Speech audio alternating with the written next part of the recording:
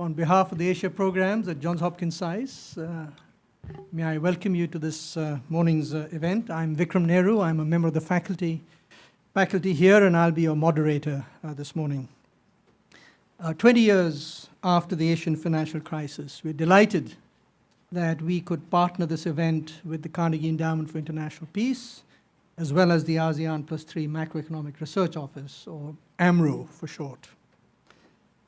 You know, the Asian financial crisis, for me, has a special meaning because I lived through it for 5 years, up close and personal. In 1997, late 97, I was asked to head the economics unit at the World Bank office in Jakarta, and had the privilege of working with some remarkable Indonesian policymakers and public officials during those very dark days. In fact, you know, there were more twists and turns and ups and downs than any roller coaster you can imagine. But, you know, Indonesia wasn't the only country that was hurt by the crisis. There were the other middle-income economies of Southeast Asia, Thailand, Malaysia, the Philippines, to a lesser extent perhaps. And then the crisis went further afield in Gulf Korea, Russia, and ultimately, even a year after that, Brazil. So it had far-reaching consequences for the world. But that was 20 years ago, and a lot of water has flowed under the bridge, including the global financial crisis in 2008, 2009, that had its origins in the US financial system.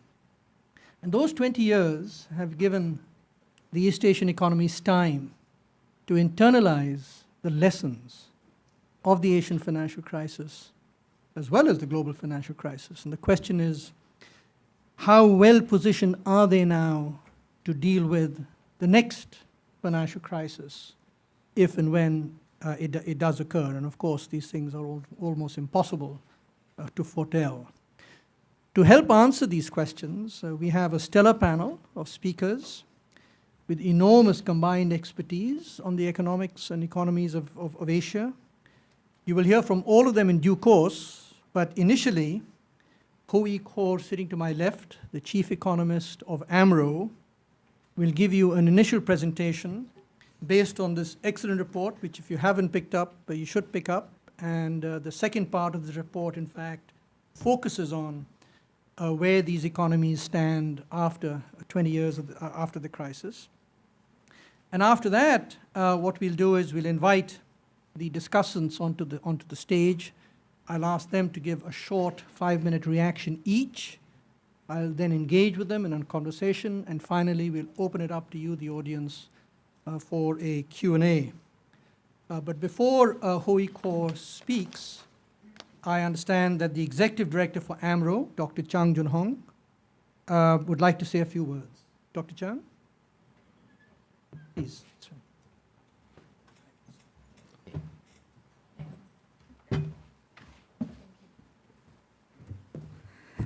Thank you, everybody. Thank you, Professor Nehru, and distinguished panelists, and also the guest. And on behalf of AMRO, I think I would like to welcome you to this seminar.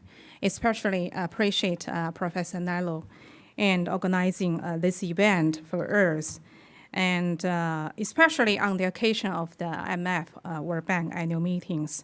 Really, I would like to extend our warm welcome to all of you. And just now, the Professor Nehru shared his personal experience during the Asian financial crisis passionately. And for us, we came from a region, so for us in the East Asia, the Asian financial crisis in 1987 was really a landmark event in our region's history that shook up the conventional wisdom of how crisis can start and spread, and offered long-lasting lessons in crisis management. It propped regional financial cooperation since then and pushed the economies in the region to strengthen their financial cooperation and also strengthen their microeconomic fundamentals and build up the buffers. It also led to establishment of our regional financing arrangement, so-called the CMM, multilateralizations Now currently it's $240 billion US dollar. It's a self-management reserve pooling, and also lead to the establishment of the AMRO, which is the regional surveillance organization to provide the surveillance service and provide the technical support for the implementation of the CMM. And AMRO, we established in 2011, based in Singapore. Initially, it's just a company based in Singapore, but after the legal ratification by the members last year, AMRO was legally updated as the international organization with a full legal status. So now AMRO is the regional surveillance organization, and together with the CMM is still the facility.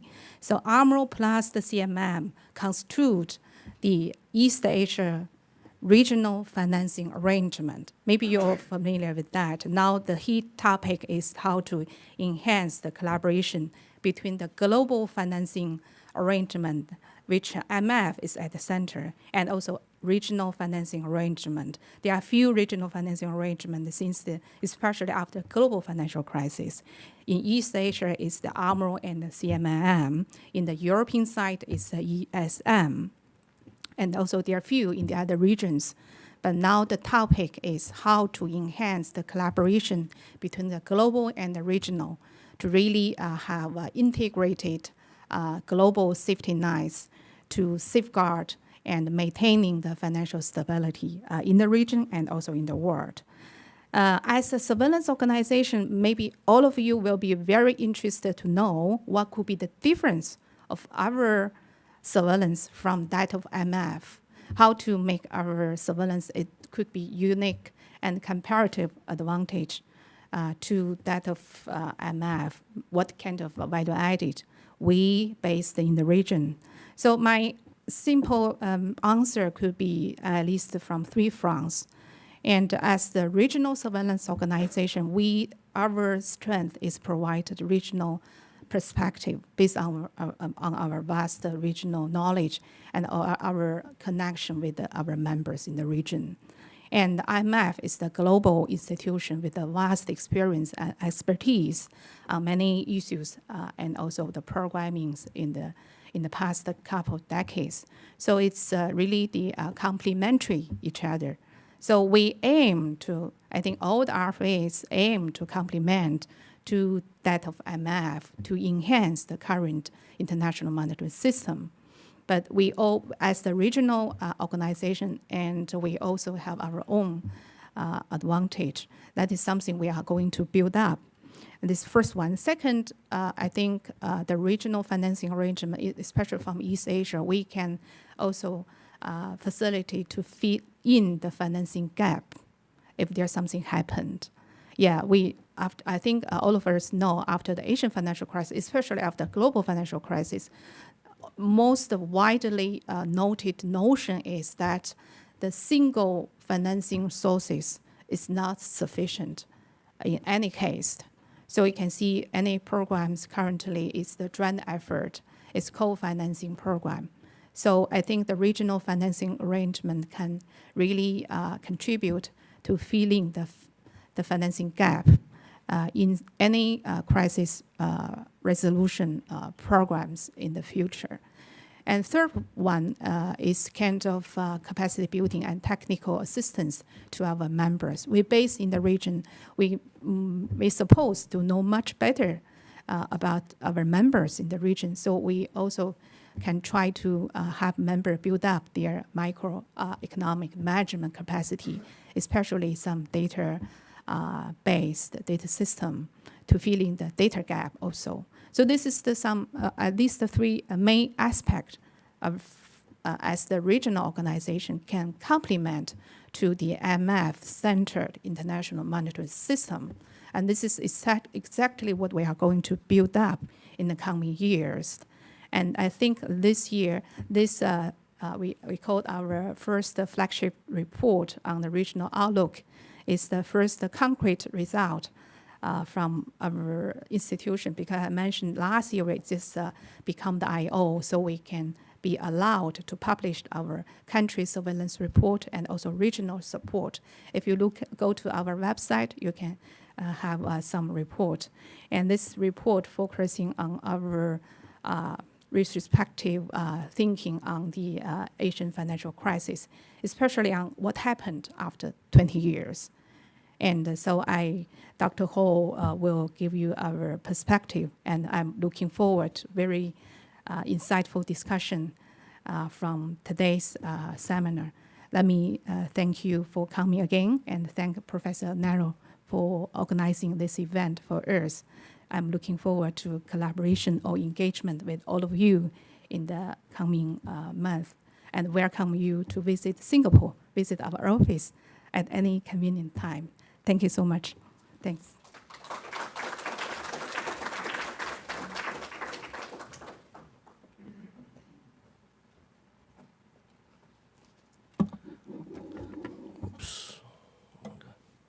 Okay. Hi, good morning.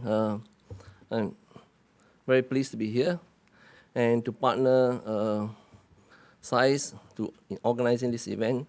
Vikram has been an old friend for many years.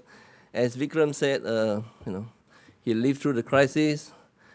He was here. You in Indonesia. I was in Singapore at that time, and I just joined MAS. And I went to Singapore because it was booming. The World Bank had just come back with his report on the Asian miracle. And then the following year, everything fell apart. So this is a very traumatic event for the region, and even to this day, we still remember, it's fresh in the memory of many people in the region. So as Vikram said, we did a study of where the region stands 20 years after the crisis, the second part of the report. So I'm just going to walk you through the study. You can read the report itself for more details. So this is the 20th anniversary, and it's an event which I think, as our director said, basically shaped the perspective of policymakers about the crisis management and the nature of the crisis itself, and what needs to be done. And it led to the establishment of CMI and MRO, right? That's one. The other is that it shook the foundation of the economy at that time. It devastated the corporate sector, the banking sector, and and basically the policymaker had to rebuild the foundations for growth after the crisis. And we all know the causes of the crisis, but in a nutshell, it was because of strong capital inflows from the West. At that time, there were massive capital inflows from Europe and from the US. And so money was cheap, and the region had a relatively fixed exchange rate, so they borrowed heavily, and that led to the double mismatch or twin mismatch, the currency mismatch, because corporate sector, they borrow in US dollar, and the banks, and thinking that the exchange rate was going to be fixed. And whereas the income was in local currency, right? And banks, on the other hand, borrowed, and then they lent to the property sector, the non-tradable sector. So there was a maturity mismatch as well. And this was exacerbated by the weakness in the corporate and banking sector. At that time, people talk about cronyism, corruption, and nepotism, the buzzword. But seriously, there was definitely some weakness in the governance system. And of course, the lax regulatory framework. Of course, regulators at that time had no idea that this is going to hit, and the regulatory standard at that time was quite different from today. In any case, it was a very big shock, and my sense is that regulators took it very seriously, at least across the whole region, and adopted very painful adjustment policy to rehabilitate the economy. Many of them adopted fixed exchange rate to allow the exchange rate fixed inflation targeting regime to allow more flexible exchange rate. They had to consolidate the fiscal they had to recap the banks. They had to allow the corporate to go bust in some cases. And then they strengthened the regulatory framework. And so they were doing all that. But the region was also fortunate in the sense that you can see from this chart that there was a very collapse in growth, but then it bounced back very quickly. And the bounce back was not because they had completed the reform, but because of very strong growth in the West. So exports surged partly because the exchange rate was so weak, and and led the recovery. But of course, the recovery after that was about 4 or 5%, about 2-3 percentage points below what it was before the crisis. But nevertheless, it sort of provided the time space for the policymakers to rehabilitate the economy. And then came the global financial crisis. But as you can see from the chart, they weathered the crisis relatively well. Most of them were the growth dip, but they didn't turn negative, except for Malaysia. And then many of them recovered after that to pretty much the same level as before. But the big difference was with the global financial crisis, the European debt crisis, external demand collapsed, right? So external demand was driving growth before the crisis. All of a sudden, the external demand collapsed, and they had to rebalance the economy towards domestic demand. So you can see from the panel on the left, the contribution to growth from export during 2009 was negative. So much of the demand was driven from consumption and investment, and even after the net contribution of export was quite small. So for the next 10 years, basically, the region adopted expansionary monetary fiscal policy to support growth. And they were able to keep growth basically at relatively reasonable level during that period of time.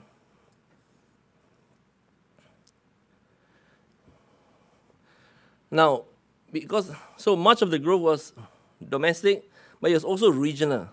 And so that chart on the left shows that a lot of the exports from the region, right, before the crisis, about 37% was consumed within the region, but after the crisis, about 45% was consumed within the region.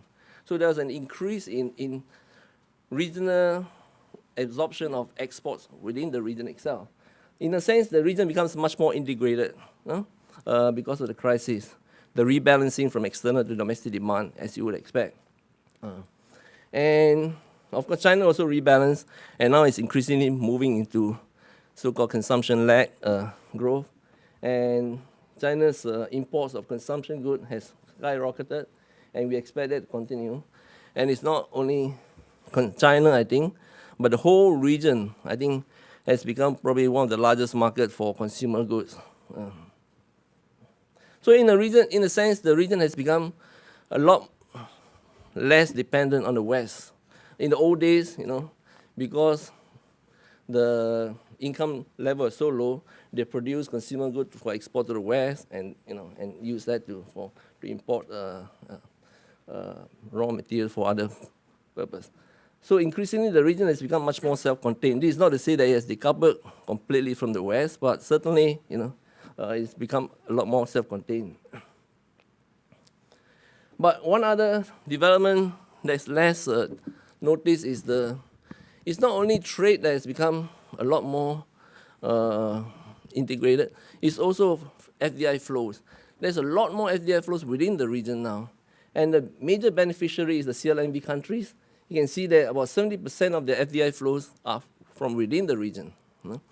I just came back from Vietnam, and Samsung has its biggest manufacturing plant now in Vietnam. They produce like 1/3 of their smartphone there. And there's a community of almost 300,000 Koreans living in Vietnam. So there's a massive integration within the region in terms of investment, trade, and services. Of course, that's not to say that there are no risks. The capital flow remains there, but And you can see the surge in capital inflows into the region after the global financial crisis, when the US and Europe adopted, ultra easy monetary policy, and that drove a lot of the capital into the region. And the flows are very volatile, but nevertheless, on average, they are pretty positive. And the region managed, having gone through the Asian financial crisis, we're very mindful of the risk of this surge in capital inflows. So many of them, intervene in the market to prevent the exchange rate from overshooting. They build up the reserve, and they also adopted macroprudential policy to prevent excessive lending on the credit side. So they, and they allow the exchange rate more flexibility. So the response from the authorities to the surge and the volatility of flows was much more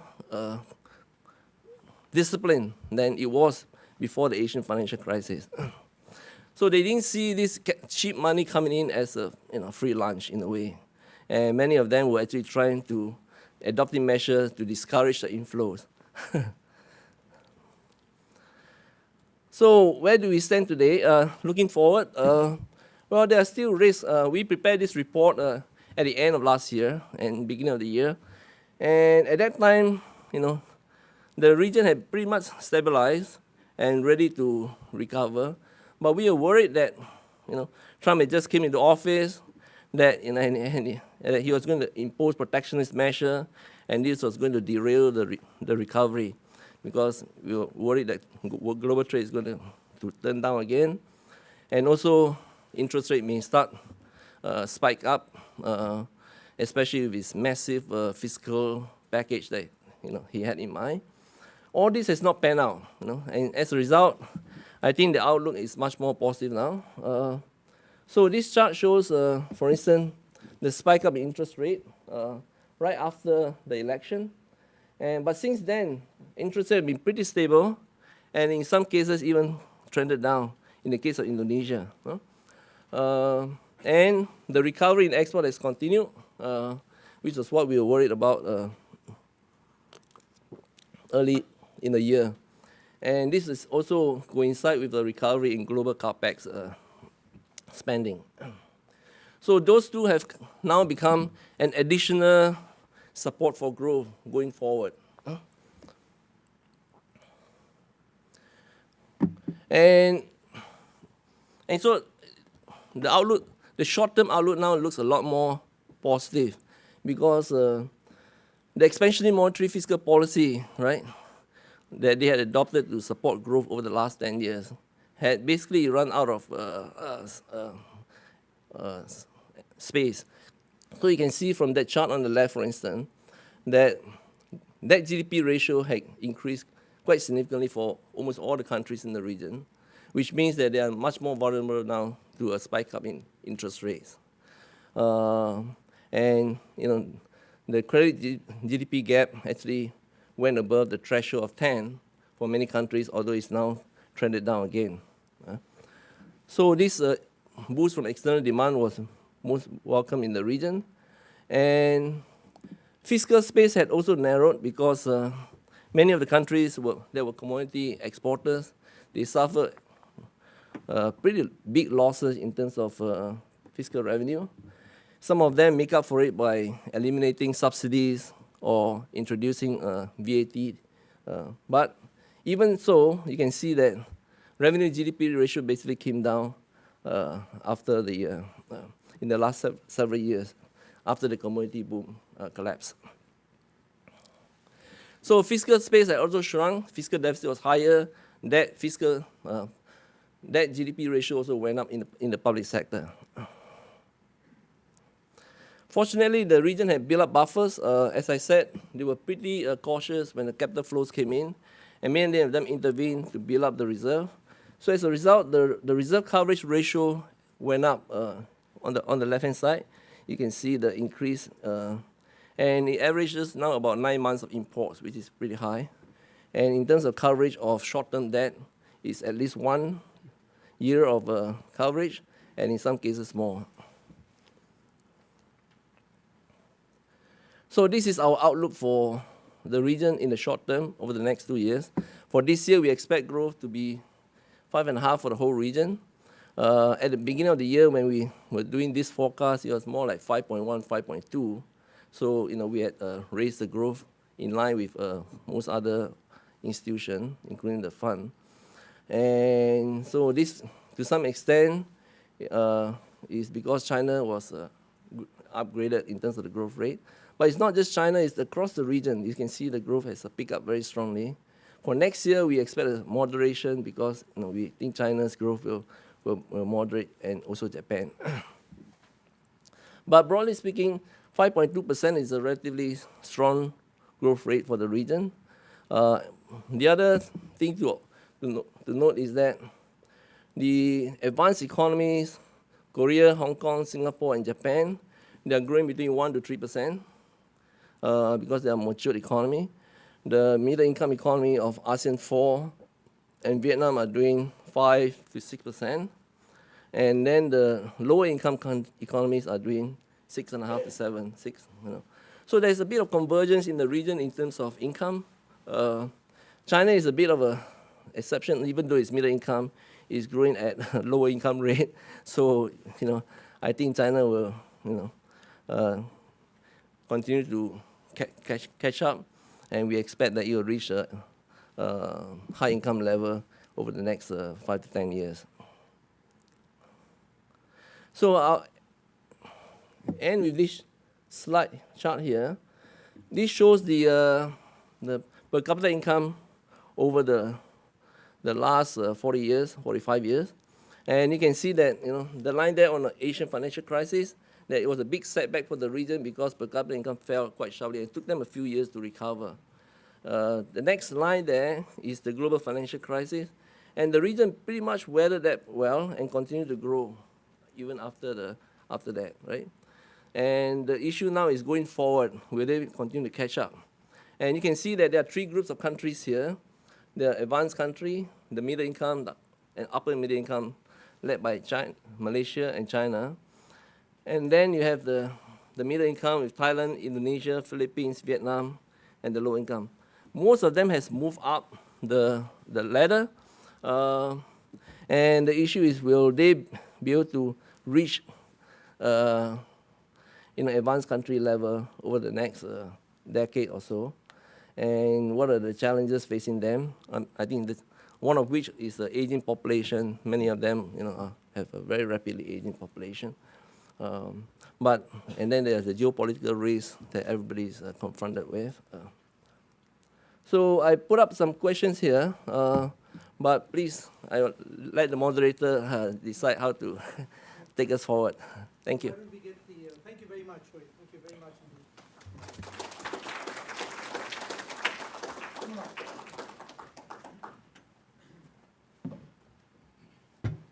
So thank you very much, Hui. And what we'll now do is we'll move to the discussants in the panel. As I said, they're a very impressive lot. You've got their detailed bios, so I won't go into their backgrounds in detail. But from the right, we have Marcus Rodlau, who's the Deputy Director for the Asia Department of the IMF. Then we have Sawada-san, who's the Chief Economist for the Asian Development Bank. And to my extreme left, Sudhir Shetty, who is the Chief Economist for the East Asia region in the World Bank. I think what we'll do is we'll ask Sawada-san to go first. I've asked them to give 5-minute responses each to the presentation. And then I propose to ask them a few questions, and we'll then open it up to the floor. Sawada-san, the floor is yours. It's on. Okay, thank you. Thank you very much. First, I'd like to congratulate Dr. Koei Ho for very nice, summary of 20 years after the Asian financial crisis. Let me briefly summarize what's the lessons we learned and the recapping some of the points already presented. I think number one is Asian country recovered faster than expected, partly due to, as Dr. before mentioned, massive devaluation stimulated export expansion. And after the initial stabilization schemes, the austerity crisis affected country reinforced sound macroeconomic policies supported by fiscal prudence and more independent central banks. And now, more and more, Asian economies adopted a more flexible exchange rate and also accumulated sufficient foreign reserves. And the latest figure shows some countries like Korea and other countries, current foreign reserve level is historically high level, and also strengthened financial sector regulation, governance. Also, these countries, crisis-hit countries, implemented structural reforms. And countries adopted more prudential approaches to capital account liberalization with better sequencing, consistent with the domestic economic conditions. The crisis also gave a strong impetus to regional cooperation initiatives, AMRO and CIM framework. So I think a wave of major economic and fiscal policy reforms in the aftermath of the crisis laid the foundation for periods of sustained high growth. So now, 20 years after Asian financial crisis, I think I can safely say Asia stands quite strong and gathering growth momentum. So I will stop here. Yeah. Thank you, Sawada-san. Marcus? Thank you, Carnegie and Vikram for organizing and inviting me to this event. Also, congratulations to Hoey for the presentation and the ASEAN and +3 Rio. It's really a landmark report that we have appreciated and studied very much, and your leadership is very evident in all the way through. I agree with everything Hoey said in his presentation, certainly on the main causes of the crisis, the lessons that have been learned in ASEAN, in the region, and the improvements that have been made out of this, how this has prepared ASEAN, the region, for the GFC, which they had weathered very well, as well as the short-term risks and long-term challenges before the region. Let me therefore just make a few points of emphasis in 3 areas and a couple of additional points. First, what has changed since the AFC, and therefore presents somewhat different context and a different constellation of risks. Second, what we at the IMF in the system, in the IMF, International Monetary System, have learned, how we have adapted, but also therefore, what gaps there still are and what we see needs to be further adapted in the system. And third, then what are the immediate risks and some medium-term challenges before the region? So the first point I would say, what has changed is, Asia has of course changed a lot. It's very different now than 20 years ago. And 2 or 3 points mainly out of this, the center of gravity in Asia itself has shifted towards China. And the interconnectedness in the region has increased tremendously. Asia is now much more crucial to the whole global economy than it was 20 years ago. Just one number, the share in the global economy has risen from 28% to over 40% now. The contribution to growth has gone up to 2/3. 2/3 of global growth almost comes from Asia in the last 5 years. And in Asia, China's economic share has gone up from less than a quarter to almost half, from 23 to 45%. And Asia is much more integrated, as Hoey said, both regionally and globally, both in trade but also in financial, although a bit less. Therefore, both the opportunities in the region related to China, of course, are much better now, particularly for the CLMV, China, Cambodia, Laos, Myanmar, and Vietnam. How these countries are integrating themselves into the value-added chains of China, their opportunities for servicing the Chinese market. We see, therefore, very rapid growth in those countries, and that is set to continue. But also the risks of disruption from China are much larger today as they were before. The contagion risks within the region out of China are therefore bigger because they are more integrated. And also the global spillovers from Asia, a potential new problem in China, to the world are much bigger compared to the AFC. When the AFC happened, not much really was spilled over into the global economy. And third, The challenges, and there's probably one of the biggest gaps that's still out there, the challenges on how to deal with volatile capital flows are still before us and haven't really been mastered. Second, what have we learned from the system? I won't go through all of this, both in terms of crisis management. Clearly, one of the headline lessons we have learned in the Asian crisis was the role of fiscal management and fiscal support in a crisis when massive capital outflows already lead to a contraction of global domestic demand. The fact that you can't add on to this with fiscal contraction, I think, is a key lesson that we have learned and then used in other crises. But more even in the crisis prevention area, the attention that we're paying to the financial sector in our surveillance has become really core. The corporate vulnerability attention and the data and transparency aspects, of course. Now, global safety net has also changed a lot and improved. Maybe more out of the aftermath of the crisis, when we have seen since the crisis a lot of countries now sort of a new bias towards reserve accumulation. You've seen all these countries have really accumulated a lot of reserves out of a desire for self-insurance.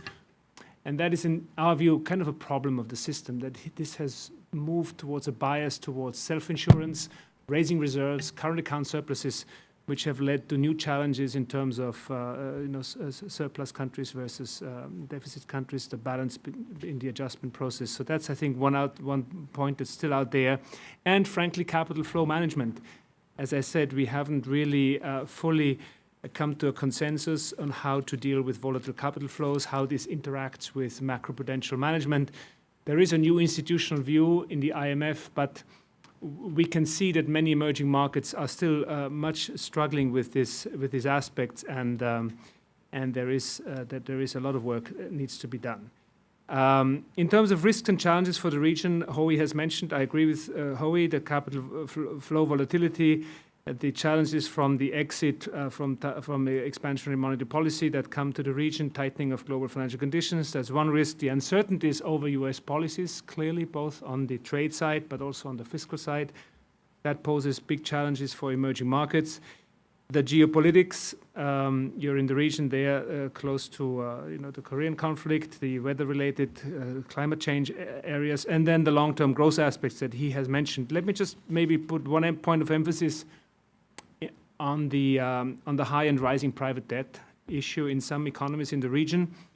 There's two aspects to that. There is Cambodia and Laos and the CLMV countries that see a lot of inflows because they have also fixed exchange rates. They have very open capital accounts. They are very dollarized, these economies. So the way how capital is rushing into these countries, mainly into the real estate sector, is a potential risk that's really building there and has been building for some time. And then the high corporate debt in some other countries like China, Hong Kong, Singapore, but also Thailand and Korea, household debt is certainly an issue that needs to be dealt with. Medium-term challenges, Howie has touched upon those. We have studied these quite carefully. Let me just mention the population aging. The fact that many of these countries are getting old before they become rich is especially a challenge for Asian countries, Southeast Asian countries. The slowing in productivity growth that we have seen, sort of the potential that some of these countries really are stalling in their catch-up process as they are not yet successfully shifting from the earlier very export-driven, manufacturing-driven growth model, and the rising inequalities in many of those countries which are not just detrimental to growth, but also to political and social consensus. Thank you, Marcus. Sudhir? Thank you, and thank you, Vikram, for inviting me, and thank you to Howie for a very good report. So I'll just make three very brief points, and then I'm happy to elaborate on them as needed. First, I think this is a very valuable public good, this report. I think it's a good time. 20 years is an opportune time. Now, it also helps that the global financial crisis was about halfway through that 20-year period. So I think this is a good time to take stock. But I think it's also the way in which the report does it, looking both at two 10-year periods, as it were, and contrasting what happened to this region 20 years ago and then in a sense, what didn't happen 10 years ago when a global shock hit it, and then trying to understand what the differences were, I think is very helpful. And in particular, I think the one thing that came through to me in the response of policymakers to that first shock was, in a way, it's remarkable that this region continued to be as outward oriented as it was before the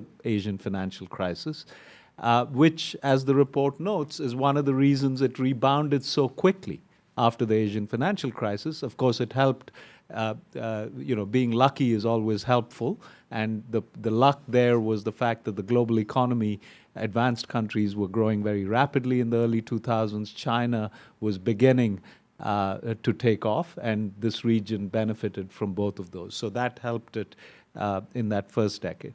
The second, the global financial crisis, as the report quite rightly notes, a combination of integration into regional value chains centered on China, which I think was the hallmark of what happened in the 2000s, certainly helped these economies or shielded them from the global financial crisis. And then, of course, the Chinese stimulus following on that crisis didn't hurt either. The second point I want to make is about the risks. And I think Hoi and the report quite rightly note that most of these are external, whether it's geopolitics centered on the region, whether it's the risk of protectionism. Yes, it's somewhat less than perhaps it was at the time of this report was written, but it hasn't receded. The fact that the TPP is dead is not a good thing, certainly, for this region as outward oriented as it is, and certainly the uncertainty that continues to pervade American economic policy, particularly trade policy, again, is not a good thing. Having said that, I think what is interesting looking ahead at the risks and challenges for this region, in a way, are the combination of the external risks and domestic risks. And I think the report quite rightly notes, and Marcus has mentioned this as well, the problems whether the upper middle income economies or the CLMV countries have faced with capital flows and the rising levels of debt, non-financial sector private debts in these economies, and how that might combine with more rapid interest rate normalization in advanced economies. That's certainly a big risk. A second is the fact that, and again, the report notes this, that fiscal buffers in many economies have eroded as they have tried to maintain growth in the recent past. So I think what's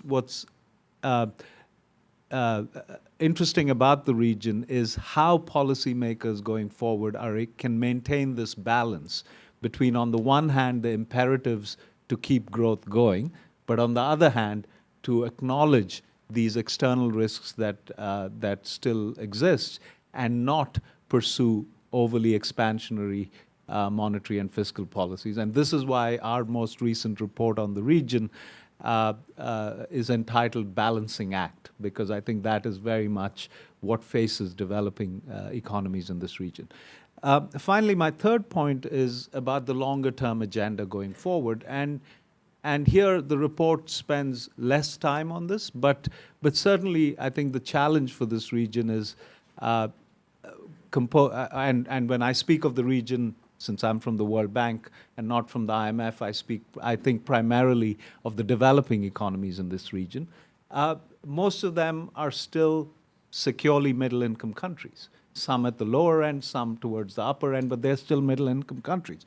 And so the challenge for them is, how do you keep growth going at a pace that will get them to high income in a reasonable period of time?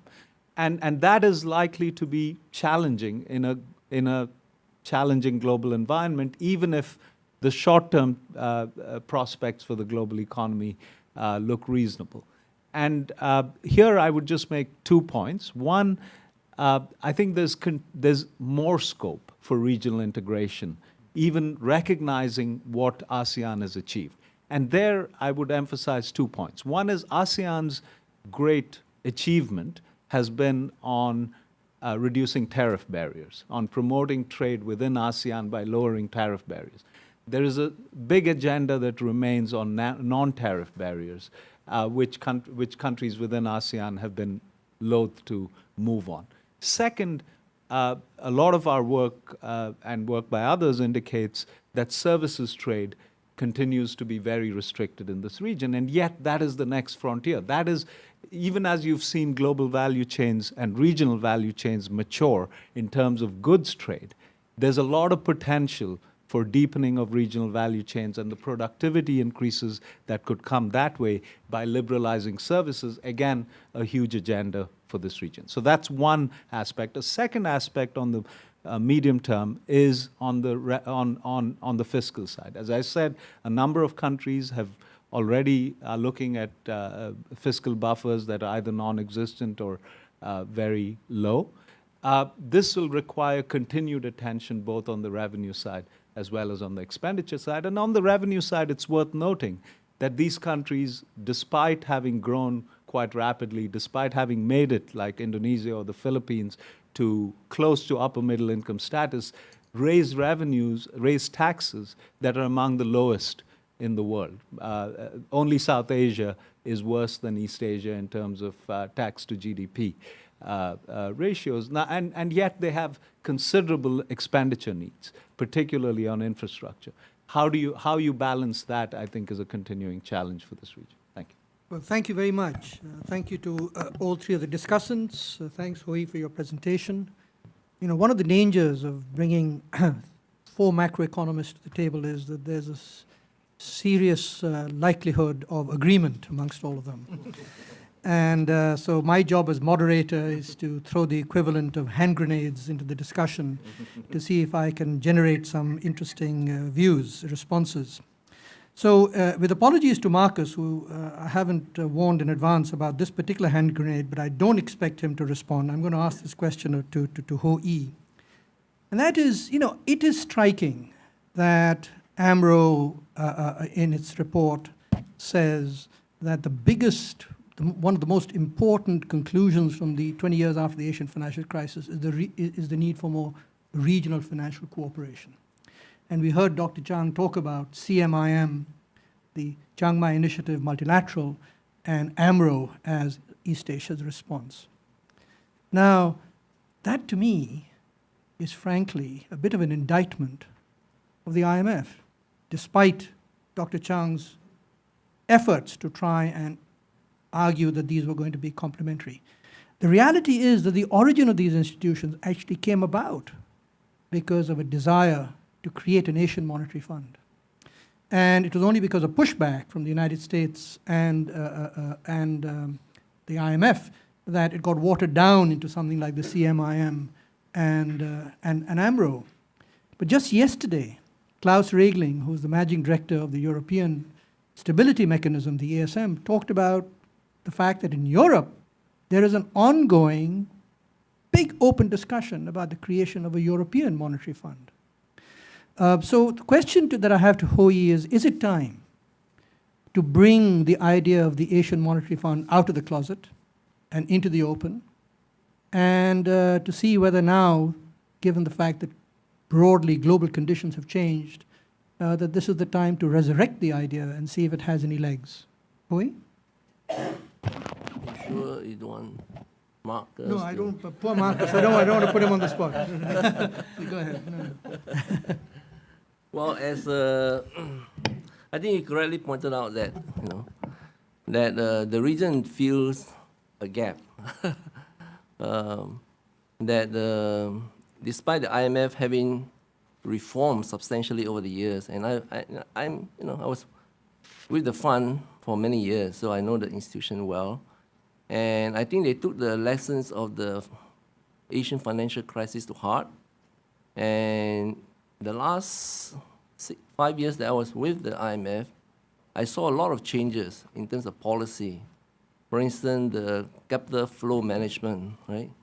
Now it's acceptable to impose certain types of control over capital flows, whereas before it was a no-no.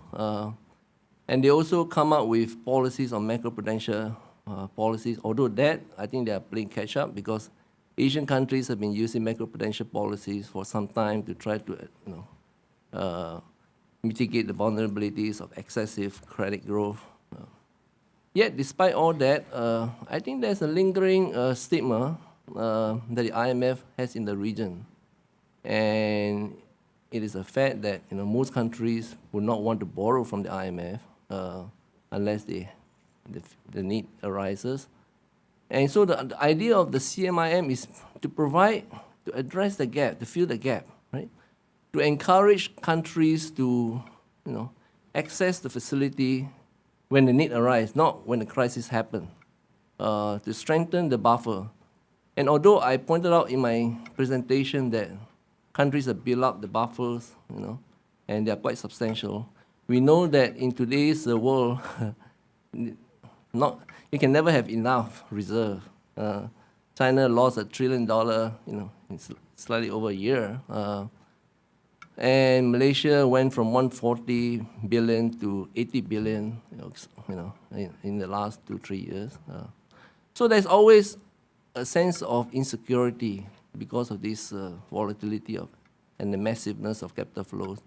And I think the CMIM can play a useful role in providing a second line of defense. Not that they will be used, but I think it provides assurance to the authorities and to the market that they will not they will have sufficient liquidity. And I'm talking about liquidity shocks, not fundamental weakness in the economy. And you can see from the data that most of them run pretty prudent fiscal monetary policy, and yet they get hit by these shocks. So the question is, how do you address that, right? So that's why CMIM and MRO were established, and I think the two together, is in a way what the equivalent of the Asian Monetary Fund. Although I think there's still a lot of work to be done before we get close to that stage. Thank you. Marcus, you did want to say, No, I just apologies for want to putting you say, on the spot on this one.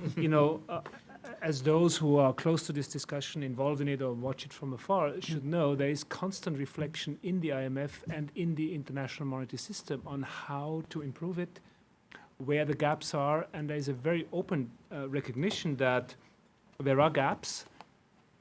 There are advantages of the 3 layers of the system, which are the bilateral arrangements, swaps and others, the regional arrangements like the CMIM and the European system, and the global multilateral system. And each of those need to continue to work and improve further. And we are the first ones who say themselves that the IMF needs to continue to change further, in part to make regions like Asia feel truly at home in the IMF.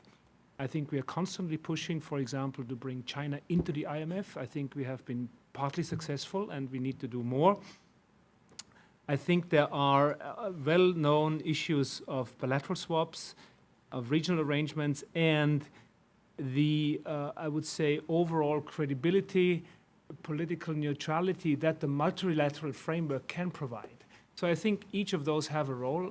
Barry Sterland, our good friend, has just come into the room, and I want to mention his own report that he, I think, has presented this week, or last week, or this week here. Extremely cogent in analysis and in proposals that push us all further. But I would not want to, I would strongly oppose an idea that Hohe is trying to kick the IMF out of the system.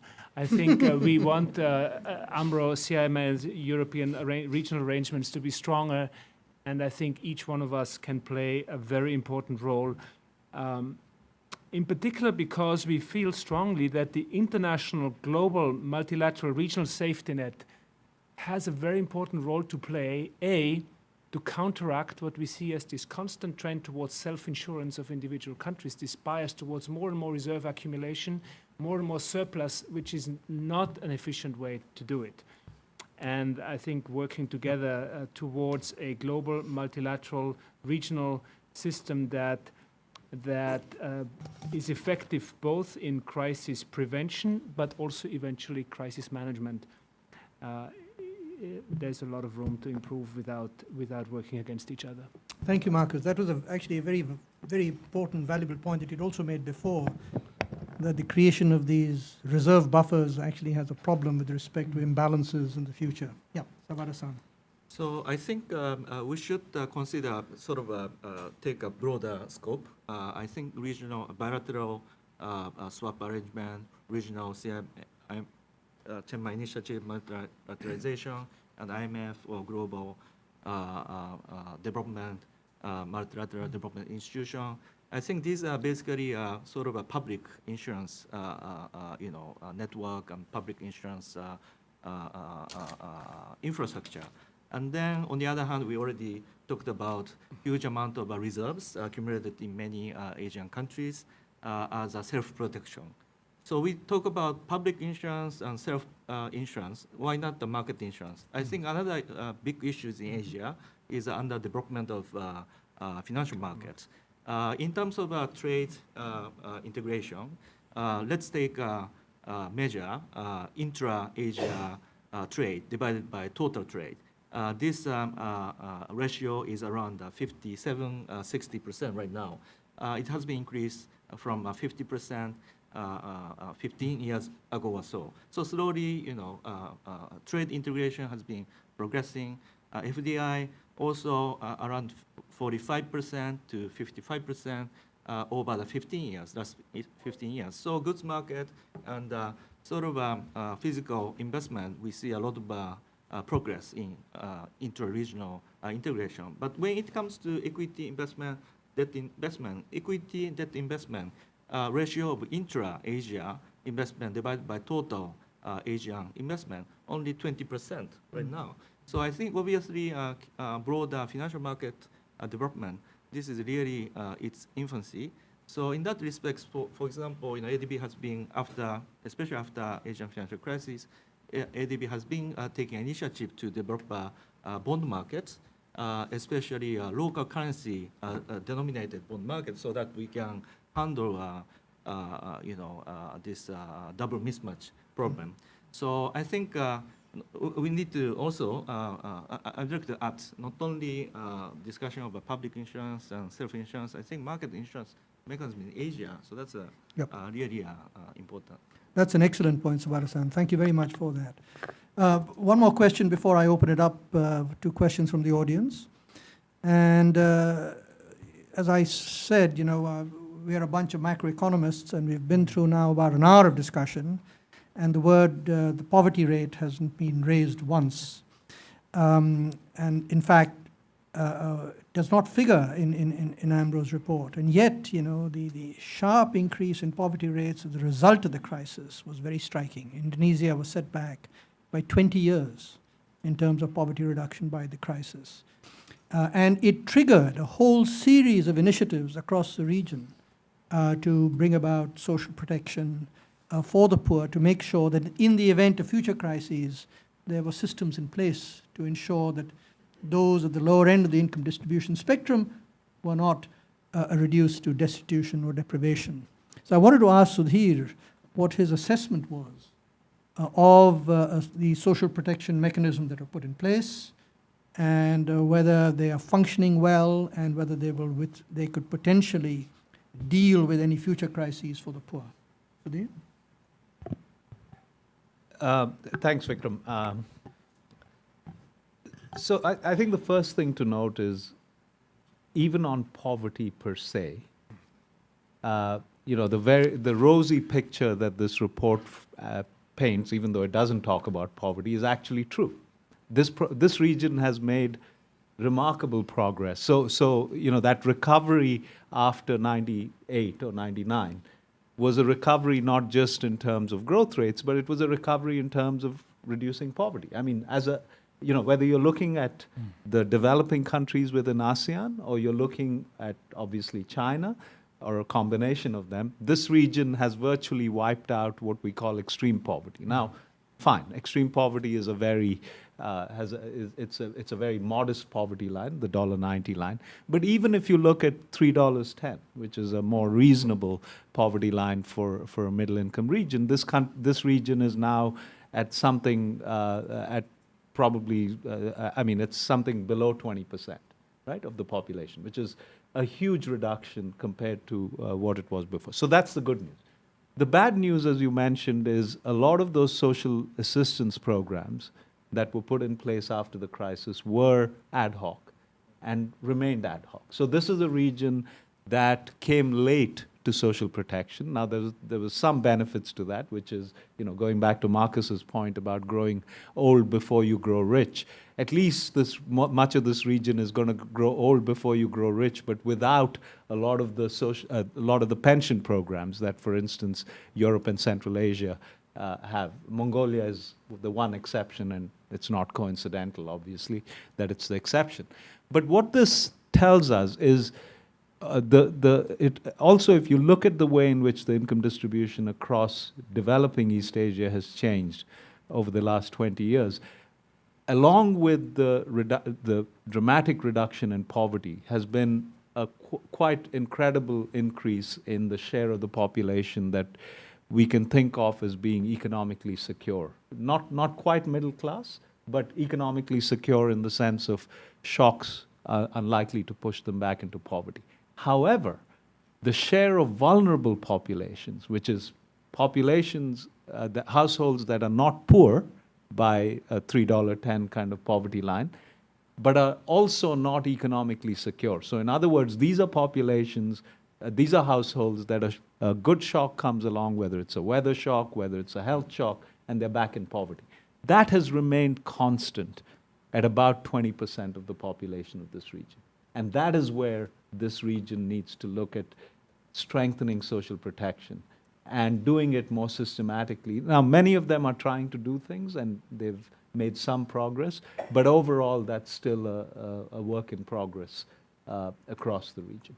Well, thank you, Sudhir, for that clarification. All right, let's open it up to the audience. When you raise your hands to be acknowledged, and please make sure you give us your name and your institutional affiliation, and then and speak into the microphone. Wim, oh yes, please. Thank you. Brad Smith with the American Council of Life Insurers. In line with, I think, your moderator's theme of trying to be provocative, I would ask a question of the World Bank and IMF. You've talked about concerns about risk concentration and risk isolation. And I believe one of the mechanisms that was put in place after the Asian financial crisis was the implementation of reports, the FSAPs, Financial Sector Assessments, and then a G20 add-on was the commitment to publicly release the FSAP reports after the 2008 financial crisis.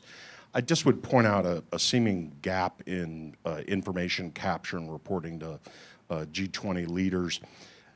Some markets appear to be exerting editorial control over the FSAP process, and I would just point out the recent FSAP released in June on Indonesia had no mention of their creation of the Indonesia Re, which is a monopoly government-owned company that was created in 2016, which requires 100% placement of all reinsurance out of Indonesia with a government-owned company that is invested in by government employees.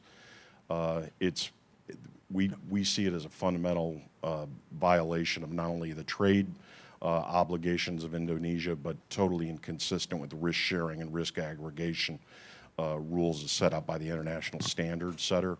I would just point out that under the specific core principle on reinsurance and risk diversification, it's left blank, both with regard to compliance with international standards and recommendations. And I would point out that similar reports that were done on Brazil and Argentina, which had carried out similar actions, were highlighted, were asked to make remedial action, and they subsequently have. And I just would ask that it be considered how things like that could be missed. And I would point out, I believe China's is going to be coming out soon. And it would be interesting to see if the recent indictment and trial of the chairman for corruption. Yeah, I think thank you. we've got your point. Thank you very much. Without specifically responding to the Indonesian re-question, unless you actually want to, there is this general concern about FSAPs, which FSAPs, by the way, are financial sector assessment reports, which look at risks and developments within the financial sectors of these countries. And the fund and the bank do these jointly, and they then are issued by the two institutions as well as the countries concerned. So any response on the Yeah. FSAPs? Not to the individual cases, but let me tell you, I've been in charge of, if not 10, something in that neighborhood of FSAPs in the last 5 to 10 years. Partly out of the Asian financial crisis, but not only. The resources and the attention and the focus at the IMF that has gone into surveillance, analysis of financial sector issues and risks has risen way higher than any other area in the fund. So that has become a core activity of our teams, of our institution, both bilateral with each country and for the system as a whole. In doing that, we are, of course, always dependent on the information and the collaboration of country authorities as we analyze and prepare reports and come to our conclusions and policy recommendations. But I can tell you, we viciously guard our independence in that process. There is no such thing of an FSAP report being ever seen by the country authorities before it is published. There is no such thing of a country editing an FSAP report. The standard assessments are very independent. In fact, they're so independent that I, as a mission chief and as a country manager for China, do not have influence over what the various experts say on the various standards. And we have big fights and questions, but they do what they need to do. Then, of course, we have a process where we need to give the country authorities the opportunity to comment on the recommendations that we make without showing them the drafting. I think that's only fair and contributes to the balance of the system that they then can give their views and we publish their views. And finally, the fact that the membership has basically agreed. I think there are very, very few cases where reports are not published. So basically, all these reports are now out there and published. You will see the FSAP report on China coming out in a few months, in November, is based on a very hard-nosed analysis of the system, on significant fights with the authorities about the standards that we want to apply to our analysis. Initial I would say fights, but discussions. The bureaucracy often tries to influence us. We had to go to the senior authorities in China to make sure, and frankly, we found great interest by the senior authorities in China that this be an FSAP report that meets the highest standards, because they do not want to see themselves in their own assessment be watered down. So I would viciously disagree with you that there is significant editing and influencing by country authorities in our analysis, the recommendations that we do and what we publish. We give them the opportunity to comment, but what you see as our analysis, now we may miss things, not everything is perfect, but there is no intention, no practice in any way watering down reports because of country authorities' influence. Thanks a lot. Yes, please. A lady here, and then we'll come to you in a second.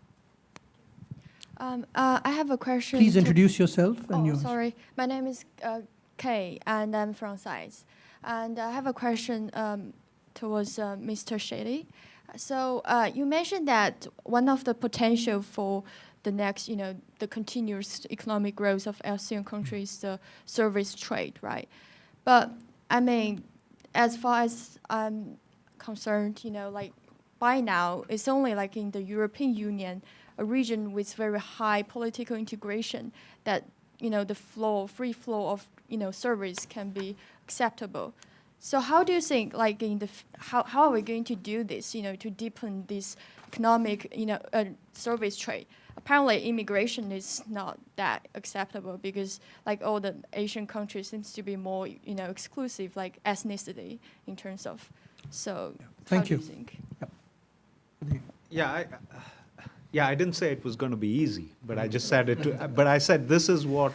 Look, I mean, if this region sets higher standards, and it should, given its past success, you know, as this report notes, its recovery from what was, you know, at the end of the day, a traumatic crisis. It needs to move on this front, and I don't think there's any kind of recipe here. I think the useful thing to do would be to look at specific sectors where these barriers are particularly high. I think financial services suggest themselves, transport services suggest themselves. I think it's more an acknowledgement of how the world has changed, that the world is no longer, trade isn't about goods. Increasingly, services are part of the goods that are traded, and to the extent that countries have very different regulations concerning these and barriers about these, that's going to affect efficiency. On labor, I should say again, it's not. Yes, there are you know, it's sensitive, but again, one shouldn't shy away from the potential gains. And we've just finished a report on labor mobility in ASEAN, which I actually helped launch in Singapore on Monday. And it tells you again just how much this region is leaving on the table in terms of, because, you know, this picks up also on Marcus's point about aging. What's interesting about ASEAN is it has some of the youngest populations in the world. Think Laos, think Myanmar, and it has some of the most rapidly aging. Think Thailand, even Vietnam, even leaving aside China. So there's a lot of demographic arbitrage that's possible there, right? Because, you know, you have countries where populations, working age populations, are either already shrinking or are likely to shrink in the next 10 years, whereas you have other countries where they're likely to grow for at least the next 30 or 40 years. So again, it's not that it's going to be easy, because clearly there are major political issues around migration. But what we show in that report is the way in which it's managed right now is hugely suboptimal. From the perspective of the migrants themselves, one of the things it leads to is large flows of unofficial migrants who, you know, think of the CLMV countries, or CLM in particular, and Thailand, with exploitation and all kinds of other nasty things that happen as a result. Yeah, if I may add, you know, the services trade, by the way, is the fastest growing component of global trade. And this is despite all the barriers. You know, there's a line in Jurassic Park which says, life finds a way. You can apply that to economics and say markets find a way. Markets find a way to get around restrictions. And indeed, it's the fastest growing component even of Asian trade. Yes, the lady there in the red coat. Thank you very much for the panel and the interesting discussion. My name is Ana Maria Avilés, SAIS alumni, and now a financial sector economist for the region in the World Bank. I have a question. Let me turn now the conversation towards the financial sector. So clearly, financial integration, regional integration have increased significantly, and financial integration as well, not as strong as the trades area. But the banking sector, in particular in the region, but the banking financial systems have increased tremendously. Now, like 40% of the global banking assets are in the region, of course, partly helped because of China. But also, most of that is... It's working, just go ahead. Oh, sorry. Most of that is in terms of financial intermediation, most of the financial intermediation is intra-regional. So 70% of the financial intermediation is actually dominated by a regional bank or a domestic bank. So in that context, I have a question for Hui, particularly would like to hear from Amro. How do you see the Asian banking integration framework? What's the status of it going forward? What are the main challenges that you see in bigger presence of regional banks spreading throughout the region? So Hui, actually, I'm going to add to your problems Okay. by adding an additional question. And that is that in your analysis, you point out the critically important role of Japanese banks in financial integration in the region. But you neglect to mention the incipient role now of Chinese cross-border financing and the growing role that they're going to play, especially the China Development Bank. So if you could respond to both these points, but in as short a time as possible. Okay, I'll try. Yes, well, let me respond to the banking integration issue, which is the ASEAN, there's under the 2025 ASEAN integration roadmap, the idea is to have full banking integration by then. And there's different roadmaps that's been set up to try to move in that direction. They have something called the ASEAN Qualified Bank, where in principle, once one of the banks is qualified, they can operate within the region. But my sense, is that that's not really critical. It's really a protectionist issue among the countries in the region, right? And the question is the banking services undersupplied because you don't have the integration of the regional banks? And I would say to some extent, but not critical. Because if you look at retail banking, it's a very difficult area for foreign banks to penetrate anyway. And even when the foreign banks penetrate, many of them were not competitive and they leave. It's in the corporate banking sector, it's not that protected. It's much easier to operate, and normally the banks follow their own corporate, from national corporate to the country. So you see that, for instance, now in Vietnam, where Samsung is there, and the Korean banks are now moving into Vietnam to set up banking services to service the MNCs there, and they also move into the retail space. But my own sense is the retail will always be dominated by the local players. Either you partner with them or in some way. No question there's some protectionism. And then you look at Cambodia, and they're much more open. They allow the foreign banks to come in, and because it's a highly dollarized economy, they can also lend in dollars, and it's much freer. But, and you can see the benefit of that is that they then bring in a lot of financing from abroad, right? But you can have, of course, risk building up. In the case of Cambodia, my sense is actually the fundamentals are relatively strong. The central banks are, very, very concerned, and really the risk is quite small anyway. So the question is, what service do you want this banking integration to serve, right? If it is a retail banking, I don't think greater integration is going to matter that much, because you look at Philippines, it's really underbanked. But that is because most of the country is very remote, and it's very expensive to set up local branches. So my sense is fintech may be the future in terms of penetration and getting services to the broader population. Your question, which is About Chinese cross-border financing. the Chinese cross-border financing. Yeah, the Chinese are the new players in terms of banking. But so far, most of the financing is really in the form of loans, right, rather than banking.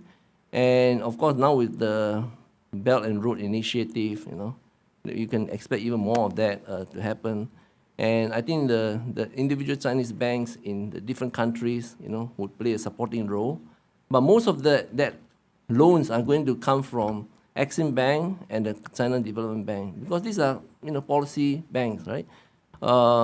And the commercial banks will always have a commercial interest, and unless and some of these projects, they may participate, but I don't think it's going to be a major. But obviously their presence in some of the countries are quite large, like in Laos, in Cambodia, But in the ASEAN countries, they are still growing their presence. I think they have, some of them have planned to regionalize the branches here. But in a way, it addresses, it raises the issue of there is a gap inefficiencies in terms of financial services in the region, which can be filled by better cross-border flows. And in the case of China, it's not so much the financing part. I think the Belt and Road is an integration of infrastructure investment together with financing that comes together. Thank you, Hui. We've got about 5 minutes left. There was a lady here in the white sweater who would like to ask a question. That's you. Wait for the mic. And is there anybody else who wants to ask a question? Yes, so one at the back. So let's take these 2 questions together. Yes, please. Cinnamon Dornseif, and I'm on the faculty at SAIS in the International Development Program. And I'm looking at where we're going in the future. And our AMRO colleagues have talked to us about the value add of regional initiatives such as AMRO or CMIM. And so it's a question for Marcus about the role of the IMF in crisis prevention, not just addressing a crisis once it's arisen, and the synergies that he sees between such regional initiatives and the global role that the IMF plays going forward. Thank you. Excellent. Thank you very much. Yes, please. Yes, my name is Anthony Vance. I'm the Director of Public Affairs for the Baha'is of the United States. I had a question for Mr. Ho and his report, which I thought was superb. It's a fairly narrow question, actually, and it relates to resilience in economies. And you, of course, pointed out that after the Asian financial crisis, the source of resilience, in some sense, was the ability of these economies to export. Similarly, you pointed out some other things with respect to the 2008 financial crisis. And one of the things that struck me was the really significant increase in consumption in these countries. And I'm wondering how, I assume that that's consumer consumption, consumer demand. And I'm wondering what caused that to come about, because it can be so difficult. You know, we know, for example, with Germany, how for so many years, people have been trying to get Germans to spend more money, to the average consumer to spend more. What is it that causes such significantly different behavior that occurred in the economies of Southeast Asia? Thank you very much. Marcus first, and then Hui, you will have the last word. Marcus. Role of the IMF in crisis prevention and how it relates to regional arrangements. Where are the trade-offs? Greater consumer demand. I would think that we all both have a role in the 3 major direct arms of crisis prevention, which, as you know, are surveillance, safety net and financing, and capacity building. So take surveillance. I think we can bring a very useful global perspective to the surveillance experience worldwide, our expertise in financial sector surveillance, the transparency, the global standards with which this is conducted. I think the fund can do and has done a lot more in past years, but the regional surveillance that can come out of AMRO, given that they are closer to the problem, they are perhaps closer to the authorities, understand better the problems than we do, have more boots on the ground. If once fully developed, I think there are synergies there that really can help us. And eventually, you could see that, you know, a certain role both in surveillance and in financing can be taken over by regional arrangements, and the APEX organization of a global multilateral framework provides sort of a subsidiary element to that. Same on capacity building. But I want to also mention one big issue that we are still grappling with in crisis prevention, which is, in the end, it really boils down to how you shape incentives of lenders and borrowers. And that matters, it matters a lot for that, how you organize the safety net in the end. Who bails out whom, under what conditions, when. So I see here both a role for rigorous conditionality, frankly, that once you go into a crisis, you have to have conditionality to fix the problems that create the crisis, and that cannot be painless. And that is one side of it, but also there has to be a responsibility on the part of lenders, and the way how you organize your debt restructuring and your bailouts in the end matter a lot for that. And we have, I think, worked quite a lot towards a system where we balance much better the idea that if there has been irresponsible lending by the private sector, or maybe even by the public sector, there has to be some accountability there and some write-down of debts without doing it in a way that, damages the financing too much.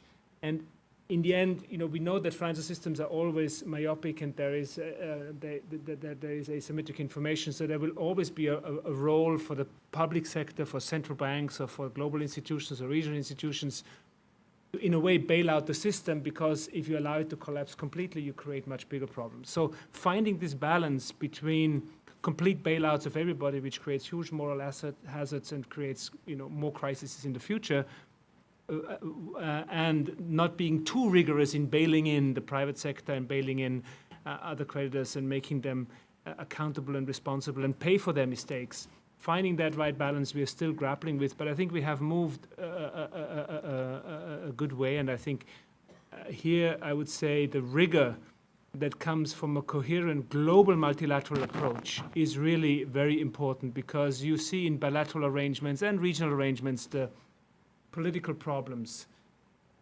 of balancing this well are very big at the regional and bilateral level. So I think the multilateral global system can provide here a good global framework that is useful. Thank you very much, Marcus. Tabata-san, a short intervention perhaps? Oh, yeah. As to the question on consumption, what happened in Asia, if you decompose the major Asian countries' growth in terms of demand, last 1 decade or so, you can see consumption contribution to overall growth is quite substantial. So admittedly, consumption has been playing a very important role and expanding. And related to the social protection progress after the Asian financial crisis and poverty reduction progress substantially. Actually, what happened was picking up micro data, household level data, and then draw an income distribution. So poor people is here, rich people is here. What happened in Asia was this whole distribution shifted upward due to a continuous growth.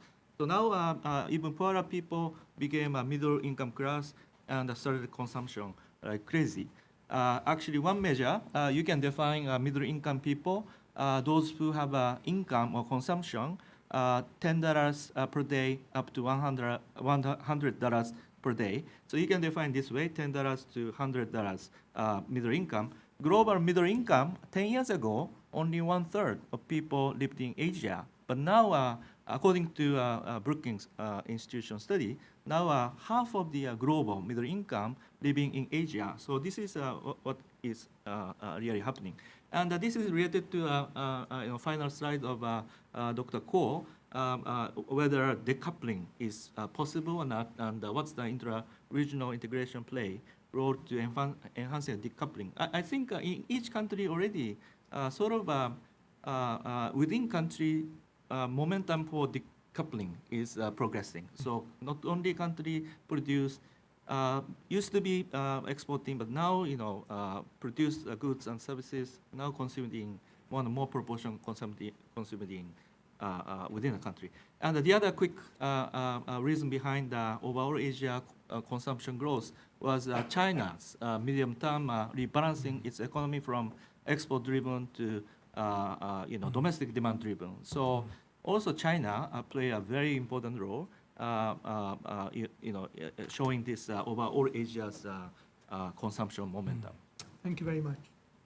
Okay, I'll try to be brief. I think Sawada-san has already given a pretty good explanation of the increase in consumption. I think part of it is the reflection on the fact that many countries are moving up the income ladder, to higher income, and also coupled with the relatively easy monetary policy in the region, to try to support demand. So a lot of the credit goes into housing for sure, but I think a significant part of it also goes to support consumption, and this is a problem for some of the countries in the region. So on the other question that you raised on reserve and resilience, right?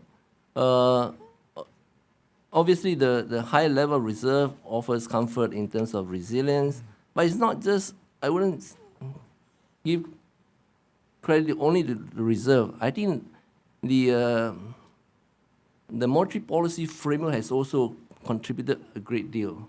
The fact that inflation targeting regime, has really been adopted and authorities persevere to make sure that it works. I mean, Philippines is a very good example because when they first started inflation targeting, they constantly had to make some exemption because inflation was always above the target. But now if you look at Philippines, inflation is pretty much within the target. And, the fact that inflation is well anchored gives a lot of flexibility to exchange rate in terms of managing the shocks.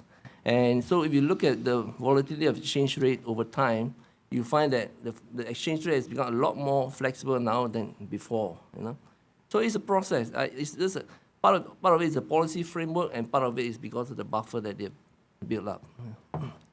Well, thank you very much, Hui. One of the jobs as moderator is to try and finish on time. It's 12:35, so as a professor, I give myself A- on that. But I want to thank you very much for coming. Please give yourselves a hand, but join me in giving our panelists a big hand too. Thank you.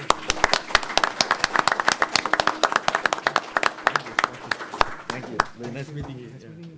Excellent. Thank you very much. Very substantive.